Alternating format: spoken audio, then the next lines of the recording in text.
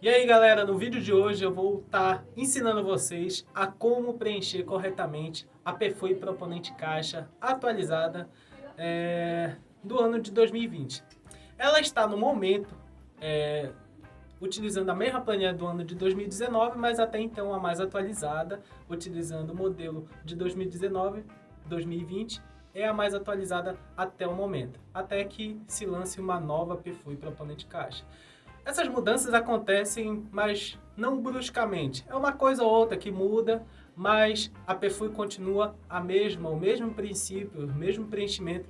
E hoje vou estar ensinando vocês a como estar preenchendo a PFUI Proponente Caixa da maneira correta para que os analistas da Caixa possam analisar sua PFUI e aprová-las. Então vamos lá, diretamente para essa planilha da Caixa que eu vou estar utilizando, que eu vou colocar aqui na minha tela e vocês vão me acompanhar lá, beleza? O link dessa planilha vai ficar aqui embaixo para vocês estarem baixando, tá? E a gente vai estar acompanhando junto como foi o preenchimento correto dessa planilha. Essa planilha foi um caso real e eu fiz algumas adaptações muito legais para vocês ficarem pegando uma cola, digamos assim, para que o preenchimento correto fique mais fácil. Tá bom? Então vamos lá para a planilha, vocês baixem aí e acompanhem aqui o preenchimento dessa PFUI, beleza? Então, logo de cara, começamos aqui com a parte inicial da planilha. Ela lhe dá algumas informações, é importante vocês lerem, a gente não vai ler tudo, vai ficar focado diretamente no preenchimento da PFUI, beleza? Então vamos lá. Agora uma dica interessante. Ele fala aqui nessa parte cinza, que é um dos pontos mais interessantes para a gente preencher, que é para a gente não modificar a planilha PFUI, tá? Porque ela contém fórmulas específicas e tudo mais você pode alterar algum tipo de fórmula e a PFUI ficar bugada. Não é essa a intenção. Eu desbloqueei a minha PFUI, no entanto, mas foi só para eu colocar umas coisinhas aqui no lado para ajudar vocês como está preenchendo corretamente a PFUI, segundo as normativas da Caixa, beleza? Então, não altere a sua planilha, não modifique as partes brancas, só preenche as partes que estão em azul. E aqui temos a identificação do imóvel proposto no financiamento, certo?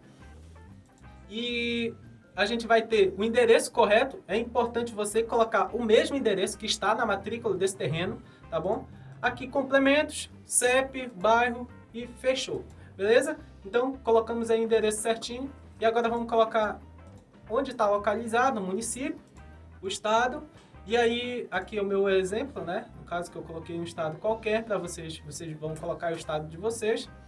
E aqui uma parte interessante que é você colocar o que você está propondo. É uma casa, é um apartamento, é uma edificação comercial, residencial, enfim. Você vai estar colocando aqui, marcando aqui, ou casa ou apartamento, vai dependendo do que você está propondo nesse financiamento. Ok? E aqui temos o uso do imóvel, que é a parte interessante. É residencial? Você utiliza esse imóvel para ser um ponto comercial? Aí você marca aí, mas nesse nosso caso aqui é uma residência unifamiliar. Beleza? Ou é misto. E aqui, somente no caso. Aí ele te dá até uma opçãozinha bem aqui, ó. A própria Caixa já te diz, não é o valor do financiamento, apenas do terreno imóvel proposto, do imóvel proposto. Tá bom? Então, não caia na conversa de colocar aqui o valor do financiamento. Apenas quando se trata de lote e construção. Ao mesmo tempo, você vai propor um valor desse terreno. Por que você vai propor? Porque a Caixa, os analistas da Caixa vão lá analisar o valor de mercado desse terreno. E não é simplesmente você colocar, meu terreno vale 100 mil. Não é bem assim que funciona. Então, não adianta você colocar um valor aqui exorbitante que a Caixa, do mesmo jeito, ela vai avaliar o terreno de acordo com o valor de mercado que essa construção está localizada. Beleza? Aqui um outro ponto interessante, você colocar a matrícula, o ofício, tá? E a comarca desse cartório, tá bom? E o estado. Aí aqui teve essa atualização que teve agora na versão 2019 para 2020, acredito que ela vai continuar, que é as coordenadas geográficas desse terreno, dessa construção, que você vai ter que colocar a latitude e a longitude, tá bom? E aí você pega uma bússolazinha, até separei aqui, Deixa eu ver se eu separei. Separei bem aqui. Só para estar ensinando vocês.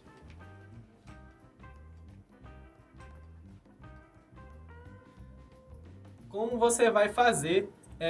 Pega no momento lá do terreno, no seu levantamento, você vai estar pegando uma bússola simples mesmo de celular e tá tirando aqui o endereço desse terreno, tá bom? E aqui você vai colocar as coordenadas geográficas, tanto de latitude quanto de longitude, tá bom? E você vai estar colocando o grau, tá? Que eu peguei aqui a 0 grau, a 2 minutos e 49 segundos ao norte, tá bom? O mesmo número aqui que eu peguei da minha latitude na minha bússola. E aí depois você vai estar colocando o grau, 51 graus a 7 minutos e 30 segundos a oeste, tá bom?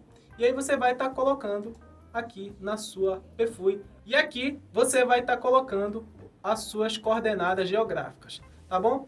E agora vamos para a análise técnica, tá? Dessa nossa proposta financeira da PFUI, tá bom? E agora vamos à documentação para aquisição de terreno e construção, tá bom? No caso de aquisição de terreno e construção, você vai colocar aqui sim ou não, tá? O valor proposto, ou seja, o valor lá da proposta financeira que foi aprovada lá na análise financeira na Caixa, tá bom? Aí você já vai colocar aqui, tá? Nesse caso desse cliente foi de 90 mil, tá? Terreno, só a construção quer dizer, e o terreno foi de 48, como você pode estar vendo aqui em cima, tá bom? A área dessa construção deu 55 metros quadrados, tá? E o valor unitário por metro quadrado deu 1.636,36, que foi um resultado que aconteceu lá embaixo, lá do meu cronograma físico-financeiro, junto com o meu orçamento, que deram esse valor por metro quadrado e dividiu aqui pela área, tá bom? E aí vamos para a documentação para construção, conclusão, reforma e ampliação. Nesse caso aqui, é uma espécie de onde você vai colocar se o seu projeto está aprovado ou não aprovado pelos órgãos competentes. Nesse caso, os órgãos competentes são a prefeitura, tá bom? Que vai avaliar, que vai emitir o alvará, ou que vai aprovar esses projetos de acordo com a sua avaliação técnica. E aí você pode, até a primeira parcela desse financiamento, você pode estar com esses seus projetos em aprovação. Passou disso, você não vai mais poder, não vai ter mais legalidade para você estar recebendo a primeira parcela desse financiamento. Eu não indico você fazer isso, no caso, colocar em aprovação enquanto você já dá o andamento nesse processo desse financiamento. Primeiramente, você faz toda a aprovação e depois que dá entrada no processo de financiamento, porque vai ter casos onde, já pensou, onde você tem um projeto aprovado pela Caixa, tá? Passou pela análise técnica da Caixa e, ao mesmo tempo, lá a prefeitura está segurando o teu projeto porque não foi aprovado. E aí você vai ter um processo de financiamento aprovado pela Caixa e pela prefeitura não. E aí você vai ter um problema para resolver nesse caso. Mas, se não tiver jeito, você quer correr com o seu processo, você tem a certeza que o seu processo vai passar lá na prefeitura, você coloca aprovado, tá bom? Não que você coloque aprovado, tá? Mas você só vai ter o projeto aprovado quando tiver, sim, o carimbo da prefeitura, tá bom? Alvará e licença de obra, tá? Aqui também é um caso, tá? Você pode colocar válido e não válido. No caso de válido, você vai precisar colocar a validade, a data de validade desse alvará e dessas licenças da obra, tá bom? E aqui embaixo é uma espécie de garantias que a Caixa exige para que a sua obra seja executada conforme as normas técnicas.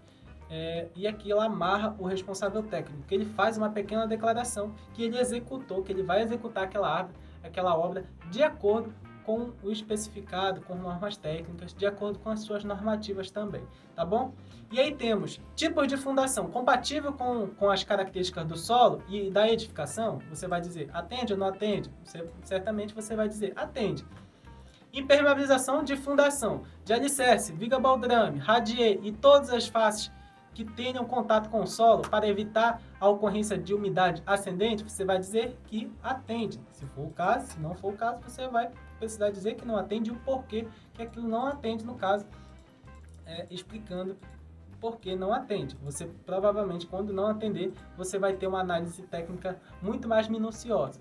E no próximo você vai estar impermeabilizando até a terceira fiada para estar evitando a questão da ocorrência de umidade ascendente. Aquela que vem pelo solo, você também vai dizer que atende, tá bom? E aí você vai ter também impermeabilização em áreas úmidas, tá bom? Áreas úmidas, no caso de banheiro, box de banheiro, cozinha, sacada, lavanderia, todas as áreas molhadas, a caixa precisa que você impermeabilize essas áreas, tá? Tanto piso quanto parede, para dar uma segurança a mais aí para essa casa, tá? Que está sendo financiada pela Caixa, tá bom?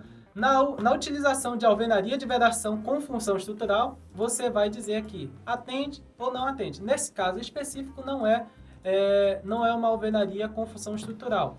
E um tipo de tijolo cerâmico que não tem função estrutural, apenas de vedação, tá bom? Se fosse o caso de você utilizar um bloco de concreto, você teria que marcar aqui não atende, no caso. Não atende porque eu utilizo as paredes com função estrutural.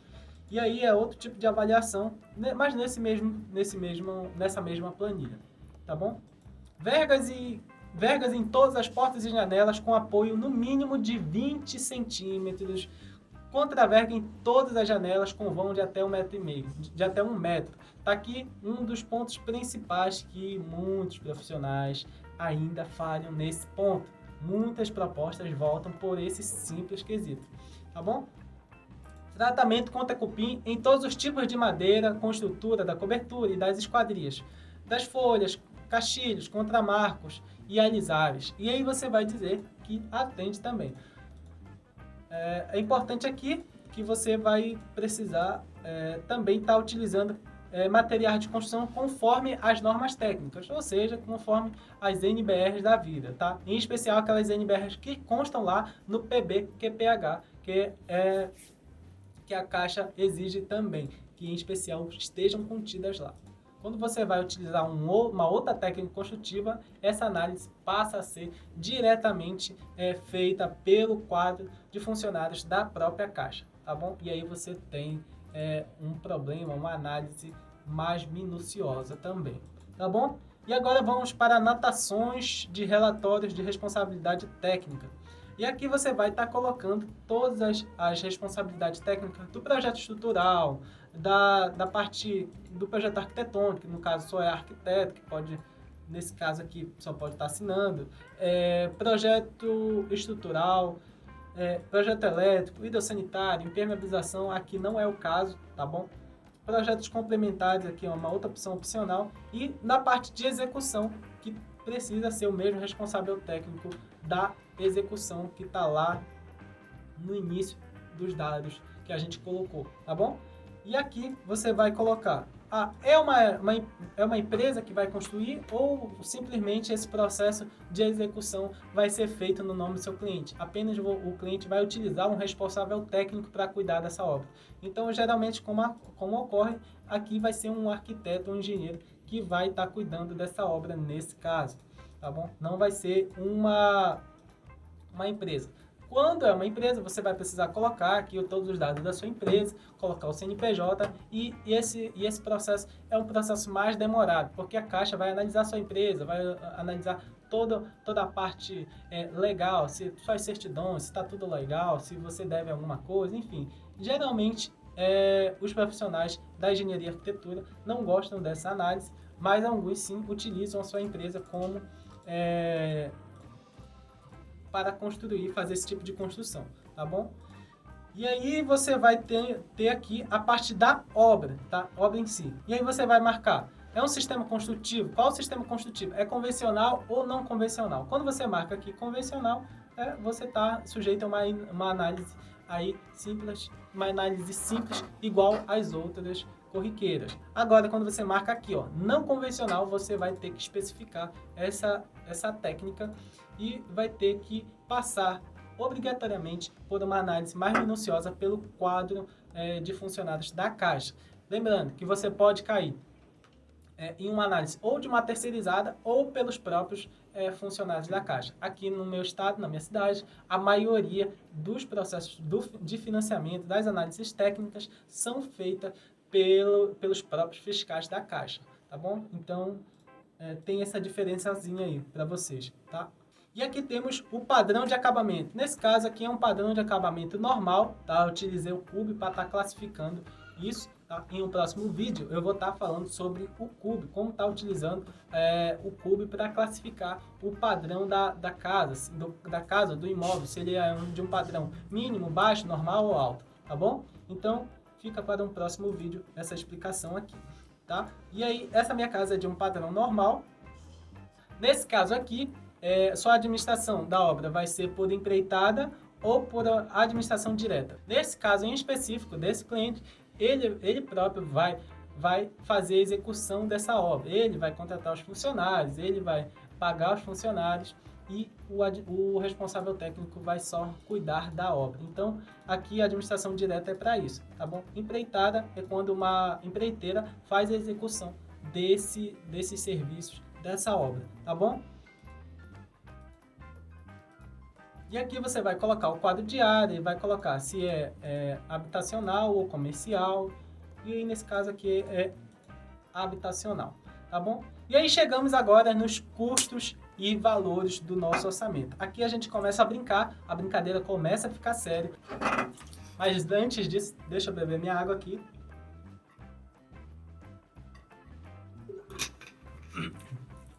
Pra gente conversar sobre isso, tá bom? Aqui é uma planilha onde eu fiz uma adaptação nela, tá? Não indico, não recomendo fazer isso. Só faço isso porque eu tenho um bom domínio da planilha, tá bom? Eu não estou modificando fórmula, não estou modificando os itens que são obrigatórios não modificar, certo? Eu só desbloqueei a planilha para eu estar inserindo esses valores, esses limites, os intervalos que a Caixa fornece para a gente, que são normativas, onde eu vou saber o máximo e o mínimo de pesos que eu vou poder estar atingindo nessa minha obra, tá bom? Então, foi por isso que eu fiz essa pequena alteração e coloquei esses itens aqui no lado. Não é comum vir, na verdade, não vem esse tipo de alteração, tá? Vem só a perfil limpa, tá? E você vai estar preenchendo essa perfil. E como para ficar melhor a explicação, eu até reduzi um pouquinho, tá? Esse tipo, coloquei só o que nos interessava aqui, que são esses valores inferiores e superiores de cada item, de cada etapa dessa obra. Beleza? Então vamos lá. E aqui começamos a parte de serviços preliminares, tá? Para quem ainda não assistiu, eu já tenho um vídeo sobre isso. Tudo que você pode estar considerando em serviços preliminares, você pode ver nesse vídeo aqui, tá? Que eu vou deixar como recomendação. E aí você assiste lá, beleza? E aí vamos lá para fazer o preenchimento, né? Vamos para serviços preliminares. Aqui, geralmente, eu fiz um orçamento à parte a esse orçamento e trouxe para cá uma verba de quanto eu iria gastar nessa obra, tá bom? Lembrando que também aqui eu já falei sobre esses vídeos, com o que considerar lá nos seus serviços preliminares de uma obra. E aqui eu fiz o meu orçamento à parte e depois eu trouxe todos os dados para esse orçamento em si, para essa proposta financeira, tá? É só uma proposta, não é um orçamento detalhado, volto a dizer, tá bom? Então, e aí eu vou colocar aqui a minha verba sobre esses serviços preliminares. Aqui eu coloco placa da obra, 3.500 para placa da obra, entrada provisória de energia, depósito sanitário, vestiário, entrada provisória de água, torneira de jardim, e aqui eu faço uma cotação. O interessante é que essa proposta ela não precisa ser uma proposta detalhada e igual um orçamento completo com todos os códigos SINAP, não. Você pode simplesmente fazer uma cotação e também se encaixar nesses valores aqui de mínimo e máximo, tá bom? Inferiores e superiores, não superar isso aqui, tá bom? E aí você pode ter seu orçamento redondo, tá? De acordo com as normativas que a Caixa exige, tá bom? Para um orçamento modelo perfil. Tá? E agora vamos para a demolição. Na parte de infraestrutura, não tivemos demolição, porque isso aqui é uma casa construída do zero e também é uma construção com terreno. Tá? E aí temos a limpeza do terreno, a gente tem uma área aqui e eu vou estar colocando, tá, uma verba. Geralmente eu pego uma cotação, me baseio no Sinap, tá? Tem como eu também utilizar o Cube para todos esses itens, tá? Mas não é todos os itens que eu utilizo o Cube não, tá bom? Eu utilizo a maioria das vezes os preços do Sinap para cada serviço desse aqui, tá bom? Mas vai ter situações em que o Sinap não vai bater certamente com o valor com o valor de cada serviço. Ele vai ficar às vezes muito superior e às vezes muito abaixo, e aí é melhor você fazer uma cotação de mercado, tá bom?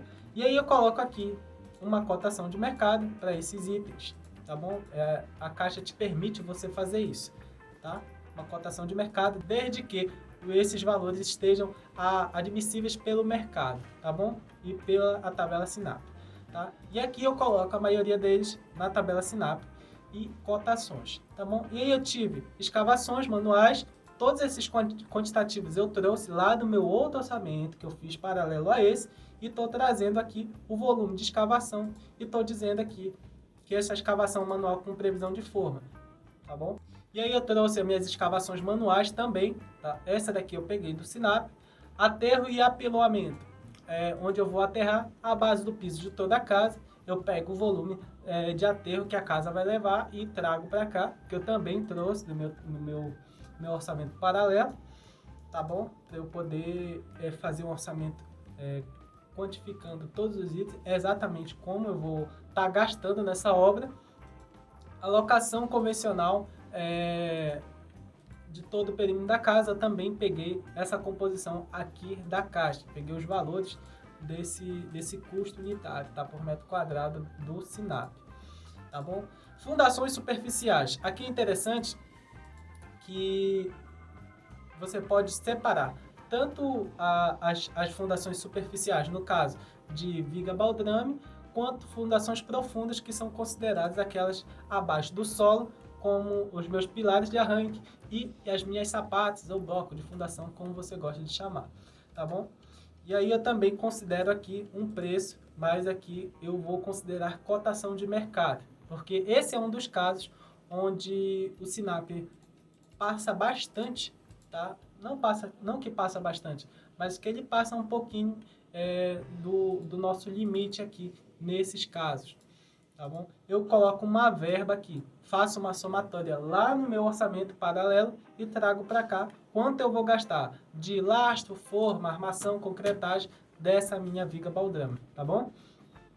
E aí trago e torno isso uma verba, tá bom? Tanto de fundações das sapatas e pilares de arranque, quanto das minhas vigas baldrames. Eu posso estar separando isso, tá? Impermeabilizações das fundações, ou seja, das minhas...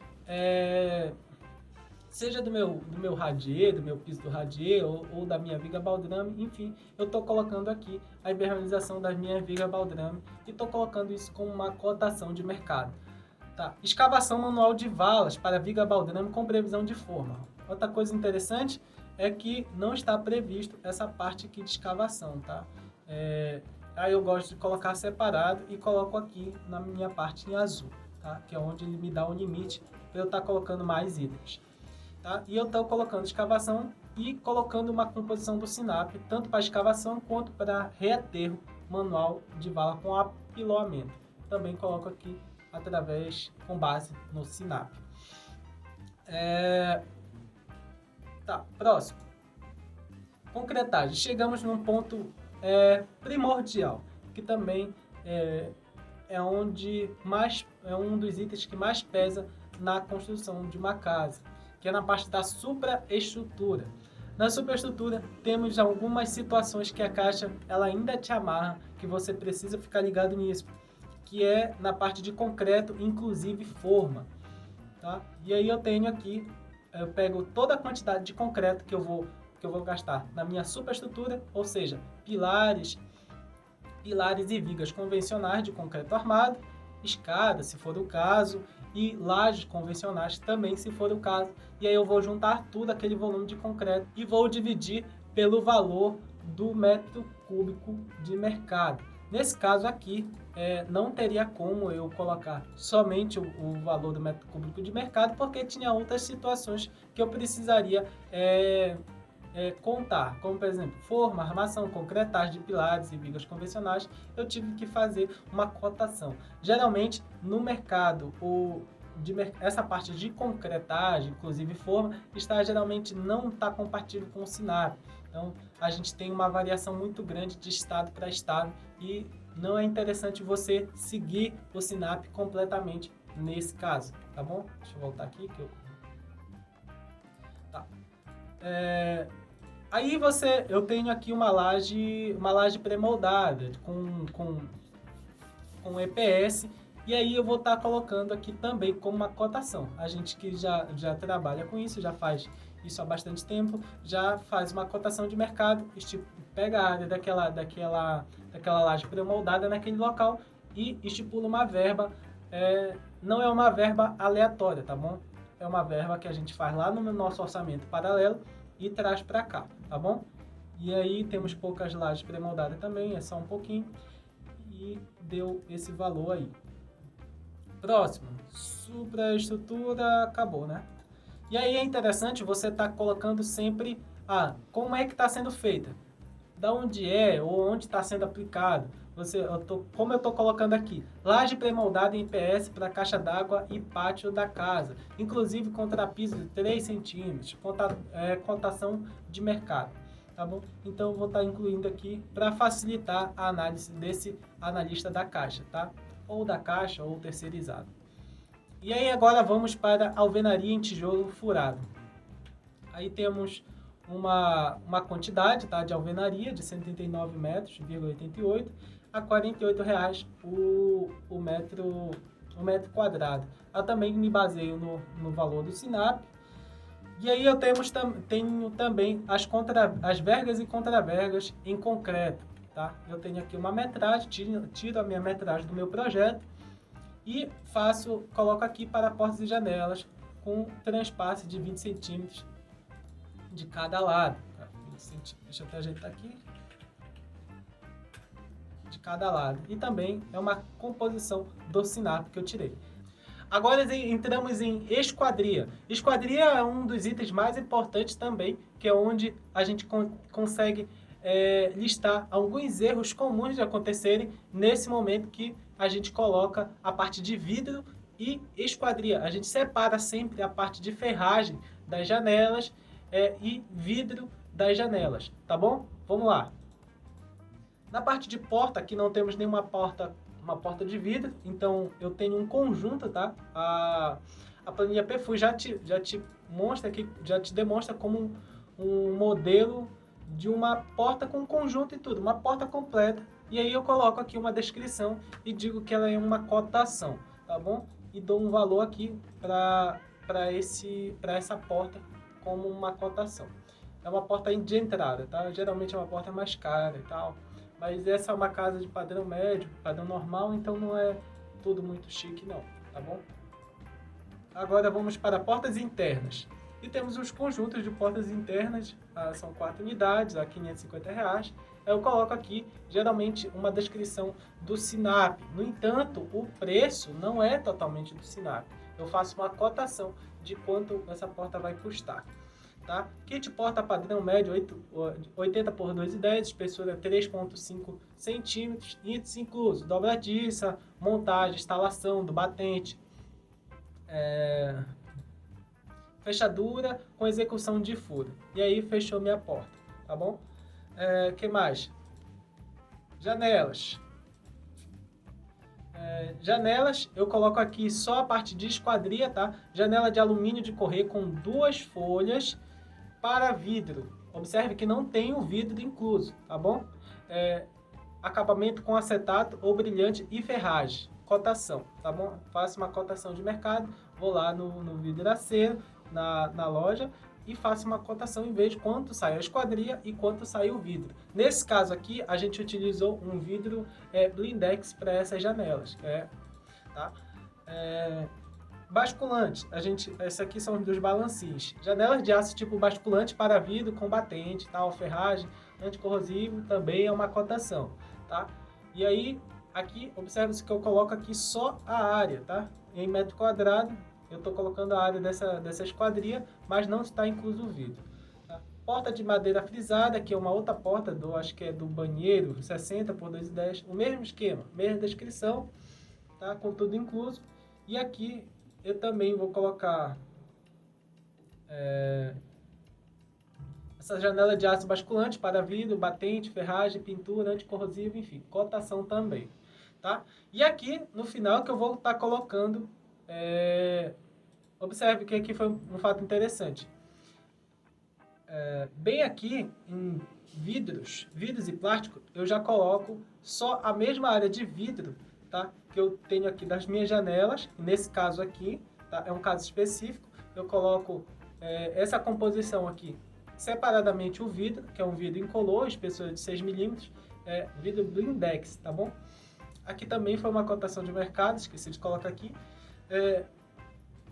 E agora temos um vidro temperado. Aqui temos um vidro temperado para box de banheiro, inclusive ferragem, acessório de instalação e cotação. Aqui eu tenho já esse vidro temperado aqui para o meu box do banheiro, tá bom? Agora, estando em cobertura, temos aqui uma atenção especial à espessura da telha, o tipo de telha que vocês vão estar utilizando. Isso é muito importante também, a inclinação desse tipo de telha, qual é a inclinação ideal quando essa telha for de fibrocimento ou quando tem laje, enfim, você precisa estar especificando certinho como está no seu projeto aqui na sua planilha PFUI, tá bom? E aqui eu utilizo uma trama de madeira mesmo para esse telhado. Vai ser telha cerâmica, canaplante, pupã, com até 2 águas. Essa composição aqui eu peguei do Sinap também, tá? Mesmo valor. Calhas e rufos. Em calhas e rufos aqui eu pego já uma cotação do Orce, é uma outra base, tá? Que era a única base que me dava essa cotação do rufo em concreto. Tratamento de cupim. Tratamento de cupim para estrutura de madeira com Penetrol Cupim incolor. Aqui é uma cotação também de mercado, é um tipo de produto que a gente utiliza para fazer esse tipo de serviço, tá bom? Que mais? Impermeabilização. Aqui a gente vai impermeabilizar todas as partes de piso, parede, terraço, box de banheiro, jardineira, impermeabilização de alvenaria. A gente vai estar colocando tudo aqui, tá? A metragem quadrada e vai estar inserindo tudo aqui no nosso projeto. E um detalhe importante que já voltou muitas vezes, os meus projetos, os meus orçamentos, mais os meus orçamentos do que projeto, é quando eu não especifico aonde é que está essa impermeabilização, tá? Geralmente tem projetos que a gente pega pronto e geralmente o arquiteto, o engenheiro não faz a especificação técnica, a gente precisa fazer um orçamento em cima daquilo ali, que a gente recebe. E aí, por falta de informação, o analista da caixa ou da terceirizada, ele analisa e fica com algumas dúvidas. Isso aqui vai ser colocado aonde? Essa impermeabilização? Ou a falta de alguma dessas impermeabilizações obrigatórias que você colocou lá atrás. Lembra naquele comprometimento lá que você impermeabilizou o baldrame, impermeabilizou terraço, jardim, enfim. Você vai ter que colocar aqui e se comprometer aqui agora, tá? Com a argamassa polimérica, e aqui eu faço uma composição própria também e faço uma cotação de mercado de quanto vai custar esse metro quadrado e coloco aqui. Tá, box de banheiros. Esses boxes do banheiro é importante você tá impermeabilizando até 1,60 m, tá? Ele fala aqui, atender às exigências de acabamento para paredes internas e barra impermeável no box, com altura mínima de 1,50 m.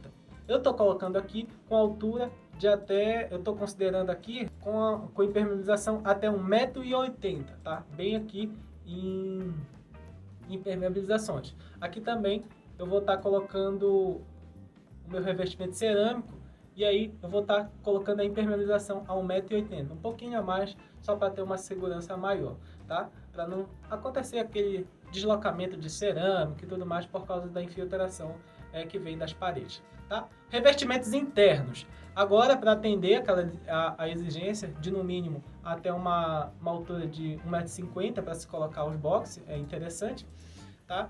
Aí eu vou fazer o meu chapisco, o meu embolso, o meu reboco, eu vou estar colocando tudo aqui e o meu revestimento cerâmico. E tudo isso eu vou estar fazendo uma cotação e vou estar dizendo de onde eu estou pegando. Eu vou estar pegando aqui do Sinap, o meu embolso também vai ser do Sinap, o que mais? O meu reboco também vai ser do Sinap, tudo cotação do Sinap, tá bom? Tudo composições do Sinap. Somente essa daqui que é o revestimento cerâmico que eu tive que fazer cotação, tá? O interessante é que você fale, dê as características aqui mesmo, nessa descrição, faça uma descrição bem simples mesmo, mas que ao mesmo tempo que dê informações suficientes para o seu analista não ter dúvida na hora de analisar que tipo de revestimento é aquele que ele vai colocar e o preço mais ou menos de quanto vai estar custando aquele revestimento nessa parede interna, tá bom? Observe aqui, revestimento cerâmico 45 por 30, esmaltado da marca Eliane, cotação. Essa questão da marca, por que a gente coloca hoje? Porque já voltou muitos projetos, muitos orçamentos, porque eu não colocava a bendita marca aqui na minha Perfui. Isso vai variar de analista para analista, tá? Mas o ideal é que você coloque o tipo do revestimento, a marca, e tem situações que já me cobraram até a linha desse revestimento, porque tem revestimento, assim como tinta, tem várias linhas de acabamento, tá bom? E tem umas que são mais baratas, outras que são mais caras, enfim, você precisa estar especificando direitinho isso aí. Agora, partindo aqui na parte de forro, a gente tem que especificar onde a gente está colocando, tá bom? A gente optou aqui por forro PVC, porque era uma condicionante do orçamento desse cliente, não deu para colocar gesso, tá? A gente colocou régua de PVC para ambiente residencial, cômodo de permanência prolongada, e aí especifica que é uma cotação também, tá? Agora partimos para revestimentos externos. Nos revestimentos externos, acontece a mesma situação, tanto para a parte de chapisco, tá? Eu pego do Sinap, embolso, reboco, também do Sinap, e aqui na parte do reboco eu já faço uma cotação de mercado, porque o reboco do Sinap estava dando muito caro e estava ultrapassando o valor dessa proposta financeira, e eu tive que fazer uma cotação de quanto eu ia realmente gastar nesse meu reboco, tá bom? Cerâmica, a mesma situação, revestimento cerâmico, esmaltado Eliane, cotação, tá? E aí vamos para a parte de pintura. Outra parte interessante que a gente precisa estar dando uma atenção bem interessante aqui.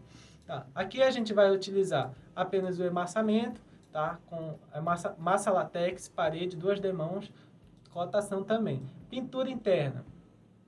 Aplicação manual, aí eu coloco uma característica da tinta, tá? A tinta semibrilho PVA, marca Grasulite, cotação também. A mesma coisa da pintura externa, manual, pintura manual, semibrilho PVA da marca Grasulite, também seria uma cotação. Pintura do forro. Nesse caso, a gente vai ter um forro, que no caso seria o do banheiro. Do banheiro e mais de alguma outra situação que eu não me lembro do projeto, que eu acredito que é a laje da garagem, não lembro, tá? Mas aí a gente vai ter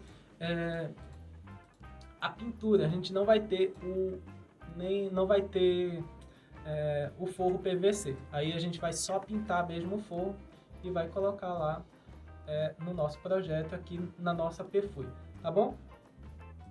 E agora temos contrapiso. Atender às exigências também nas áreas molhadas. Contrapiso. Tá. Aqui nos contrapisos a gente tem com acabamento em argamassa, também temos uma cotação para isso, para esse contrapiso. E o revestimento cerâmico desse piso, a gente também tem um revestimento polido e esmaltado da marca Eliane, e eu faço também uma cotação. Observe que sempre é necessário você fazer uma cotação nesse tipo de financiamento, porque nem toda vez você vai conseguir utilizar os preços que estão no Sinap. Às vezes eles vão ultrapassar muito, não ultrapassar muito, mas vão ultrapassar o valor da sua proposta financeira, e você vai ter que fazer algumas adaptações para a realidade do seu mercado, tá bom? E aqui eu coloco o lastro de concreto, tá? para piso, a execução de passeios, tá, da calçada, e também utilizo o SINAP aqui, tá? Agora vamos para acabamentos. Acabamentos a gente tem os rodapés, soleiras e peitoris. E revestimento cerâmico polido da marca Eliane, é o nosso rodapé, tá? É o mesmo revestimento do nosso piso, tá? Nas soleiras, a gente vai utilizar o granito cinza andorinha, também uma cotação de mercado, e nos peitoris, o granito cinza andorinha, tá? Instalações elétricas. Aqui também, nas instalações elétricas, a gente vai fazer... Eu faço meu projeto elétrico de todos os projetos modelo perfil e caixa, tá? E aqui eles exigem, em especial na nossa cidade, eles exigem o projeto elétrico e hidrossanitário. Não é obrigatório, tá? Em alguns casos não é obrigatório. Então, aqui na nossa cidade em especial eles pedem tudo. Eles pedem arquitetônico, o projeto hidrossanitário, o projeto elétrico, e não tem esse negócio não, de não apresentar os projetos complementares, tá? E acredito que essa variação de pedir ou não pedir vai de cada estado, de cada analista, para estar verificando direitinho como está sendo elaborado essa PFUI, tá bom? Então eu pego todos esses dados aqui, lá do meu projeto elétrico, nessa parte de instalações elétricas, e faço isso virar uma verba. Lá do meu projeto elétrico, vejo a quantidade de caixa que eu vou ter de alvenaria e coloco aqui uma verba para essa quantidade de caixa de passagem, tá bom? Eu vou ter 4 caixas de passagem lá no meu projeto elétrico, tá? Isso certamente são caixas de passagem, se eu não me engano, foi eu que fiz esse projeto. Se eu não me engano, são caixas de passagens aéreas, tá? R$125, tá? Tubulação e caixas de alvenaria. Vamos ter 4 caixas de alvenaria. Ué, 4 caixas, não lembro, gente, não lembro. Tá, enfim, eu trouxe lá no meu projeto. Quadro, eu vou ter um quadro, vou fazer uma composição desse quadro e faço aqui uma cotação desse quadro. Tomadas e interruptores e disjuntores. Aqui é um fato interessante também. O interessante é você não jogar simplesmente uma verba aqui. Faça lá no seu projeto, no seu orçamento paralelo e traga para cá quanto você gastou em pontos de tomada, interruptor e disjuntores, tá? Porque senão você vai rodar no prejuízo, tá? Então se atente muito a essas questões do que está sendo especificado no projeto e do que você está colocando aqui na sua PFUI, tá bom? Então, interfone não vai ter nenhum, tá? Aqui, quadro de entrada de energia, a gente vai ter um, tá? E aqui a gente entra na parte de luminárias, também são verbas, interessante também você fazer muito bem essa cotação, essas pesquisas de mercado dos tipos de luminária que você vai utilizar nessa casa, porque depois o teu cliente, colocou uma luminária muito básica para mim e tudo mais, mas também o estilo da casa,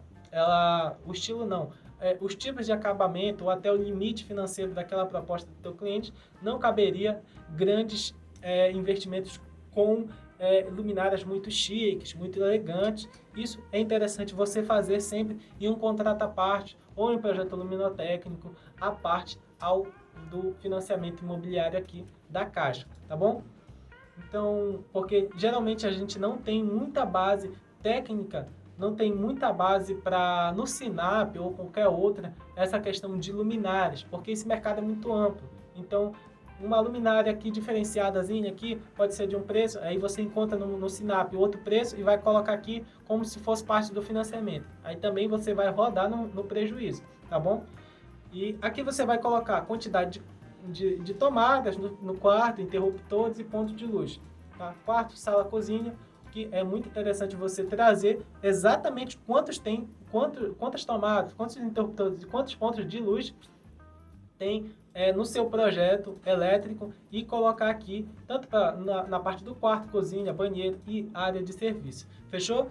Aqui já em instalações hidráulicas, a gente também passa pelo mesmo procedimento. A gente sempre vai estabelecer uma verba, mas também não é uma verba loucamente aqui colocada aqui no teu orçamento. Não, você vai fazer um orçamento sempre, faça um orçamento paralelo. Eu já falei sobre isso antes, tá? Em outros vídeos. Faça um orçamento paralelo e traga aqui somente para preencher a verba, a quantidade que deu lá no seu orçamento paralelo e traga para cá, para esse teu, para a sua proposta de financiamento, para a sua PFUI, tá? Mesma coisa. Hidrômetro, fiz uma cotação. Tubulações, a mesma situação, fiz uma cotação de quanto tudo vai custar lá no meu orçamento paralelo e trago para cá somente em forma de verba, o quanto eu realmente vou gastar.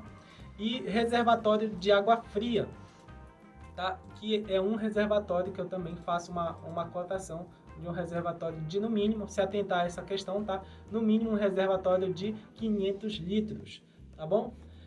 Instalações de esgoto e águas pluviais.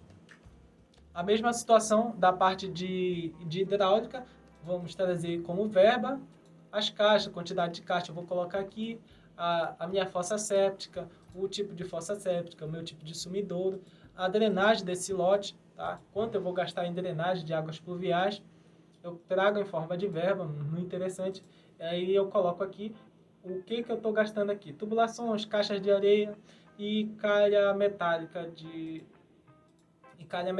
também faço uma cotação, tá? Caixas e ralos sinfonados, também aqui eu coloco aqui uma cotação e coloco a marca, tá? É interessante. Um outro fato interessante é na parte de louças e metais, onde muitos também pecam, tá? Que a caixa pega muito no pé da galera nova aí que coloca, que só faz colocar simplesmente vaso sanitário com caixa acoplada. Não, existe uma porrada de vasos sanitários com caixa acoplada em preços diferentes, de marcas diferentes, e a caixa quer que tu especifique aqui na tua planilha PFUI e diga se é uma cotação, se é um preço SINAP, enfim. É interessante você sempre colocar aqui, tá bom? Um vaso sanitário, tá? Fiz uma cotação desse vaso sanitário com caixa acoplada, tá? Da marca Celite, cotação. Lavatórios, a mesma situação. Aqui, esse lavatório com louça branca, coluna, padrão popular, incluso sifão. Isso aqui eu peguei essa descrição do SINAP. No entanto, o SINAP não me deu uma base real de quanto isso iria realmente custar, tá? Tava um preço muito abaixo do mercado aqui e eu precisei fazer uma cotação, tá? Então se atentem muito a essas situações quando forem utilizar o SINAP. É importante você analisar a composição, tudo que está incluso ali naquela composição do SINAP, tá? Quando for utilizar o SINAP, e é muito recomendado você utilizar o SINAP nesse tipo de financiamento da Caixa e em qualquer outro também, que é uma base muito segura, tá? E agora vamos para a pia de cozinha, pia inox, também cotação de mercado, tá? Bancadas em granitos. Não ouse querer utilizar granito lá do que está lá no SINAP também. Faça uma cotação de mercado, pelo amor de Deus, tá? Bancadas, já foi. Tanques. Tanque aqui eu também tive que fazer uma cotação. Torneiras e registros. Para quem gosta daquelas torneiras boladonas e tudo estilosas, é interessante também você fazer cotação de mercado. A mesma coisa para chuveiro e chuveiro comum, seja de plástico, ou seja tipo ducha, você pode fazer também uma cotação de mercado. São itens importantes, itens que geralmente o cliente opina muito sobre, eu quero esse tipo de chuveiro, eu quero esse tipo de vaso, eu quero uma bancada assim, eu quero uma bancada assada, enfim. Se você for querer fazer isso através do SINAP, ou vai ficar muito caro ou vai ficar muito abaixo da realidade desse orçamento. Beleza, galera? Então, faça suas cotações de mercado para poder estar inserindo aqui. E também que seja uma cotação realista, tá? Pegue geralmente 3 cotações de 3 lojas, faça uma média e coloque a mão de obra aqui de quanto isso vai custar. E aí você coloca aqui no seu orçamento modelo PFUI Caixa. E agora, finalizando quase, chegamos em complementos, que é onde a gente já meio que já finaliza o nosso orçamento.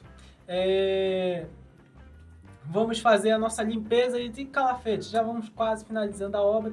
E aí a gente também vai colocar uma verba para cá. Não esqueçam, tá? Do bota fora, tá? De colocar, geralmente esse serviço custa aqui na nossa cidade em torno de R$150 o container de 5 metros cúbicos de entulho. Então não esqueça de só colocar a limpeza, não. Coloque a limpeza, já faz uma composiçãozinha e coloca como uma verba aqui no seu orçamento, beleza? E aqui em outros serviços que você pode estar colocando, aqui foi um serviço que eu esqueci já no final do orçamento e aí eu coloquei ele para cá, que é o piso podotátil, tá? Eu também fiz lá do meu orçamento paralelo e depois trouxe em forma de verba para cá o nosso piso direcional e alerta, tá bom? Então, fica aí para vocês a finalização de um orçamento modelo PIFUI proponente caixa. Aqui você consegue perceber que ele lhe dá um total, tá? Chegamos quase nesse limite desse orçamento, que era de 90 mil, se eu não me engano.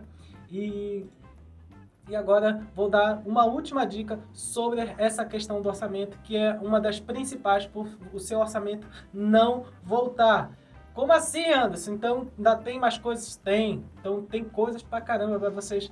Vamos voltar lá no início do orçamento, que é a revisão de tudo, tá? Aqui eu separei uma surpresinha aqui para vocês, que é colocar esse quarto anexo, que são intervalos aceitáveis de incidência dos agrupamentos do orçamento. Essa é uma normativa da Caixa, onde ela estabelece limites percentuais de cada etapa, entre inferior e superior. Você passou da inferior, a Caixa reprova, passou da superior, a Caixa também reprova. Então você precisa ficar naquele intervalo entre mínimo e máximo aí, tá? Para cada etapa. E aí a gente vai fazer uma análise rápida de se os quantitativos de tudo isso que a gente colocou aqui no orçamento tá batendo, e aí você vai realmente saber se o seu orçamento vai já para uma análise, uma pré-análise, já quase que passando direto para aprovação, tá bom? Então, vamos lá fazer essa análise. Aqui o meu peso no serviço preliminar deu 3,89, vamos ver aqui, tá acima do inferior, e tá raspando aqui já quase no superior, beleza? Porque nessa fase aqui é uma fase que também, se você pode estar colocando, a Caixa não te permite muito você colocar muitos itens aqui para você estar fazendo os seus serviços preliminares, tá? E aí vamos ver agora em infraestrutura, 7,44. O nosso deu entre 3 e 7,43. Ou seja, bem aqui neste item, eu estou passando 0,01%. E aí, isso também a Caixa retorna o seu orçamento. O que eu posso fazer numa situação como essa? Tá? Vamos deixar ela aqui de stand-by. Vamos só marcar ela, tá? Essa aqui está passando. E agora vamos para supraestrutura. Supraestrutura está em 15,23. Eu estou no limite mínimo e deu 17,67. Então tá tudo ok com esse item aqui, com essa etapa. Paredes e painéis agora. Vamos para paredes e painéis, 8,19. O inferior está 4,80 e 10,67. Está tudo ok. Tá. Esquadrias. Esquadrias eu estou com 5,14 e aqui as esquadrias de uma casa como essa dá entre 4,16 e 13,27. Então estou dentro aí dos padrões mínimos e máximos, tá? Vidros e plásticos, 2,38. Varia aqui na normativa da Caixa, está dizendo que o inferior é 0,56 e 2,45. Está dando 2,38, então estou dentro. Tá? Cobertura, 5,92. A cobertura varia de 0 a 12,94. Então também estou dentro, tá bom? Impermeabilização, a minha está dando 2,05. Aí varia de 0 a 10,10. Tá? Revestimentos internos, vou estar 7,21 e o meu mínimo está 6,81 e 9,32. Então, estou dentro também. Revestimentos internos. Vamos agora, igual parece bingo agora. Meu forro deu 1,73. E aqui o meu mínimo do forro aqui é 1,59 e 2,18. Também está dentro do meu forro. Revestimentos externos. Revestimentos externos está dando 4,55. E aqui o mínimo é 3,87 e o máximo é 5,30. Também o revestimento externo também está dentro, tá bom? Pinturas. Pintura varia de 5... a minha pintura está dando 5,05 e o mínimo aqui dos intervalos da normativa da Caixa está dando 3,67 e 6,47. Também está dentro, tá? Pisos. Pisos está dando aqui no meu 10,49. E aqui nos intervalos está dando 8,41 e 11,51. Também está dentro, tá?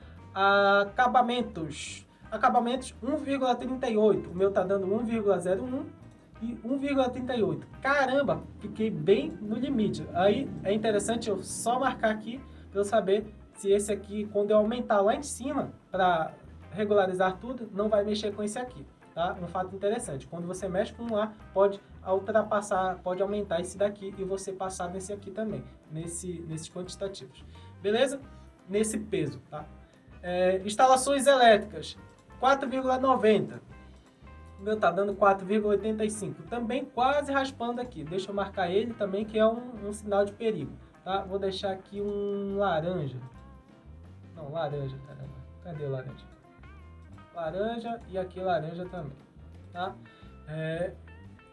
Instalações hidráulicas, tá dando 3,89 e aqui no nosso tá, o mínimo é 3,63 e 4,27, também está dentro. Instalações de água, de esgoto e águas pluviais, temos 4,28 e 4, aqui também 4,30, também tá raspando, tá? Louças e metais. Louças e metais está dando 4,82, no nosso está 4,87, tá? O limite máximo. E complementos, estamos chegando em 0,33, o nosso está dando 0,36, o mínimo é 0,24, entre 2,29. Então está passando, está dando aí no limite também. E aí, outros serviços. O nosso outro serviço está dando 1,08 e aqui o mínimo é 0,24 e 2,29 também. Então, estamos passando aí na maioria dos itens do nosso orçamento. O que a gente vai fazer agora? Vamos fazer um acréscimo nesse nosso orçamento para aquele lá que está passando, para ele ficar de acordo com o orçamento. Lembrando que o nosso limite da nossa proposta é 90 mil reais, né, para essa construção, tá bom? Foi 90 mil que foi aprovado para esse cliente, então a gente pode estar brincando com alguns itens, aumentando aqui alguns itens que a gente passou batido. Por exemplo, lá nos itens de limpeza, nos itens de limpeza que certamente eu terei muito mais do que isso, eu posso estar aumentando, tá? Essa minha verba aqui para limpeza. Eu posso estar colocando aqui R$400, tá? Tô chegando próximo, R$400 aqui. Vou ver se aqui passou, o que mexeu aqui. Mexeu, não mexeu, mexeu, 85, passou aqui, tá? Ó, lembre-se, você aumenta uma coisinha lá e os outros também podem estar ultrapassando aqui. E aqui nas minhas instalações elétricas eu não vou mexer, vou dar um jeito de diminuir um pouco mais lá, um pouco menos, não vou colocar 400, vou colocar 390. Deixa eu ver, 38 também está raspando. Agora cadê o item amarelo? 43 deu certinho. Então, bora ver aqui. Na minha limpeza também, vamos colocar 390. Bora ver o que acontece. 390, eu estou no limite admissível? Estou. Tá.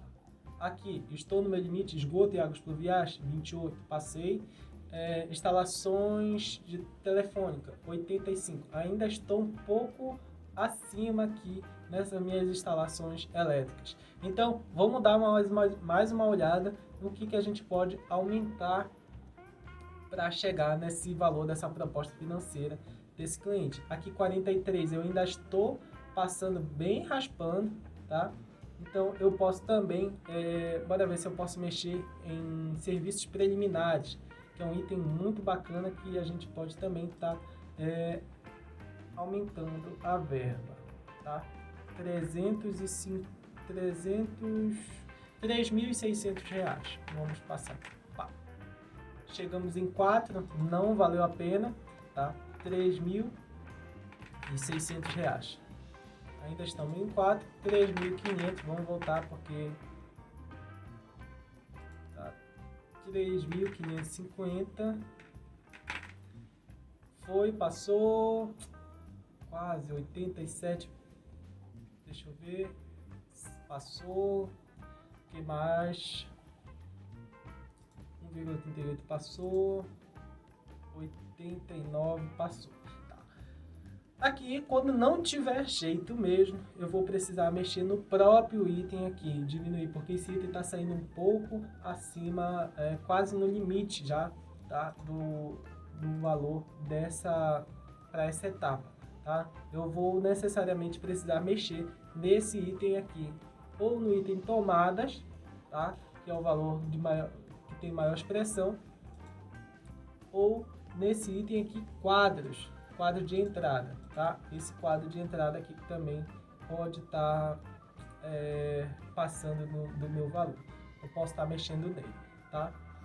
Mas isso eu preciso estar fazendo isso com muita cautela, tá bom? Eu já estou chegando, falta 89, falta 50 reais só para eu estar fazendo. Deixa eu mexer aqui mais um pouquinho. 395, bora ver, 395. Deixa eu ver se passou lá. 43, a infra passou, tá? Passou a infra. O interessante é você sempre mexer em itens como limpeza, como limpeza manual do terreno, que mais? Limpeza final, para você estar equilibrando o seu orçamento. Passou todo mundo, passou. Tá, se aqui passou, eu já vou colocar aqui um verdezinho que tá tudo ok. Tá tudo ok, tá tudo ok. Foi, deixa eu ver, 38, também aqui tá no limite do acabamento, mas tá ok, tá? É uma coisa também que você precisa de uma verba um pouco interessante, porque é nele onde está as surpresas. Aqui nas instalações elétricas ainda estamos passando. Tá? Então vamos precisar mexer um pouco nela e aumentar em outro item, tá bom? 85 isso é por causa de 0,004 de peso. Então vamos colocar aqui um quadro de R$1.100. R$1.100. 1.150. Foi. Então, estamos tudo ok. Aí voltamos lá naquele onde está o limite, tá? Para ver se passou. 43, passou aqui um pouquinho. Então, vamos atingir aqui 3.520. Pronto. 97, 43, não foi, tá. Deixa eu ver como é que tá lá o final. Falta R$70 para eu passar do meu limite da minha proposta. Mais ou menos R$70. E aí vamos estar brincando aqui nessa etapa final para estar aprovando esse projeto, tá bom? Esse orçamento. Aqui estou passando por só que eu não quero diminuir mais isso da minha fundação, porque minha fundação na minha vida real está no limite. Mas eu posso mexer aqui na impermeabilização das fundações. Eu posso colocar a R$800. Isso aqui eu posso colocar. Tá? 42. Fechou. 42. Foi. Tudo ok. Não estou mais no gargalo. Aqui está 84. Passou. Já foi. Então, a mesma coisa aqui. 4,28. Também passei. Então, deixar aqui já tudo ok. 82 estou passando. E aí eu vou só mexer agora aqui em R$400. Deixa eu ver se eu chegar aqui. 920. Deixa eu ver se aumentou lá de novo. Estou em 42. Vou aumentar mais essa parte dessa limpeza, que geralmente a gente gasta um pouco mais. Tá, o que mais? Vou colocar R$500. Tá. E agora eu vou colocar 480,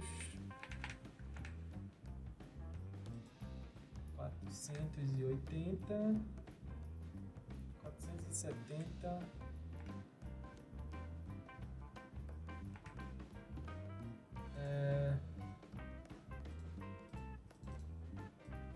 479,13.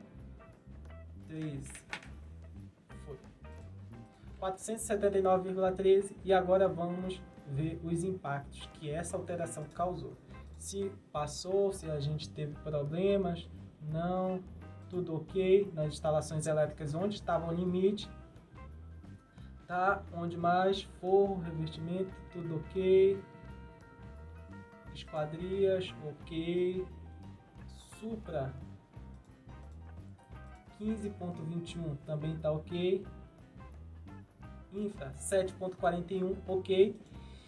E serviços preliminares, ok. Então, galera, finalizamos aí o nosso orçamento de obras utilizando os intervalos aceitáveis entre mínimo e máximo. Vocês veem que é um pouquinho de um jogo aí que você precisa ter, mas nada muito complicado, nada muito tão difícil para você fazer. Beleza? Então, agora vamos para a nossa próxima fase, que é o cronograma físico-financeiro, que eu vou estar fazendo um novo vídeo para vocês estarem elaborando esse cronograma físico-financeiro desse orçamento. Então, galera, espero que vocês tenham gostado desse vídeo, que vocês curtam, compartilhem aí com seus colegas de profissão, com seus amigos que são da área, para ter esse conhecimento sobre como preencher aí a sua planilha Perfui modelo 2020 da Caixa. Beleza? Então, até o próximo vídeo.